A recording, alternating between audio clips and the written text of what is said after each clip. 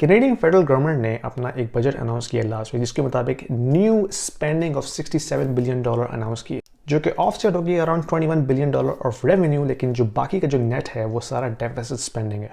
Deficit spending कहते हैं कि अगर आपकी जो कलेक्शन और रेवेन्यू है in terms of taxes and other revenues वो इनफ ना हो आपके एक्सपेंसेस को कवर करने के लिए, तो फिर गवर्नमेंट क्या करती है, फिर गवर्नमेंट डेट लेती है। और डेट कैसे लेती है?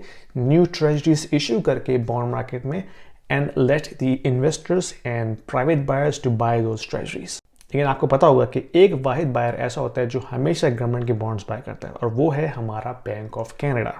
इसमें पॉइंट क्लियर करने का ये है कि गवर्नमेंट जो है डायरेक्टली बैंक ऑफ कनाडा को अपना बॉन्ड सेल नहीं करती। ये सारा कुछ होता है सेकेंडरी मार्केट के जरिए।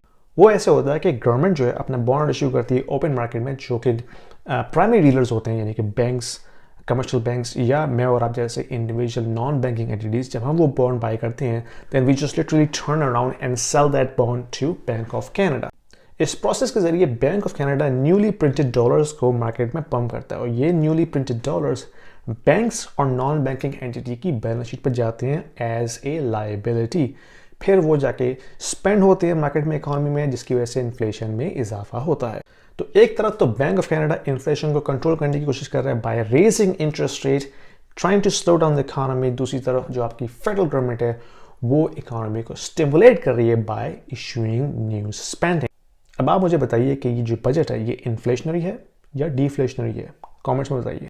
डिस्पाइट ऑल ऑफ दिस हम देख रहे हैं कि जो रेजिडेंशियल मार्केट है वो दोबारा से एक्सेलरेट हो रही है। हमने लास्ट फ्यू वीक्स में देखा है कि मार्केट में इन्वेंट्री की ना होने की वजह से जो ऑप्शंस ही नहीं है मार्केट में लोगों के पास, तो जो जेन्युइन बायर्स हैं जो अपने लिए घर लेना चाह रहे हैं उनके पास ऑप्शन बिल्कुल भी नहीं है। और जो कोई भी अच्छा घर मार्केट में आता है they just rush into this, try to overbid other buyers, and we are seeing the housing market is now seeing some price acceleration compared to last few weeks or months. अब आप में से कुछ bears ऐसे हैं जो कहेंगे यार ये बकवास कर रहा है, झूठ बोले, ऐसा कुछ भी नहीं है।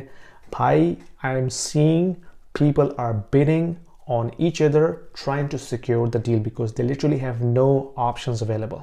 Last weekend ओकविल में एक प्रोजेक्ट लॉन्च हुआ था न्यू प्री कंस्ट्रक्शन कॉन्डो का।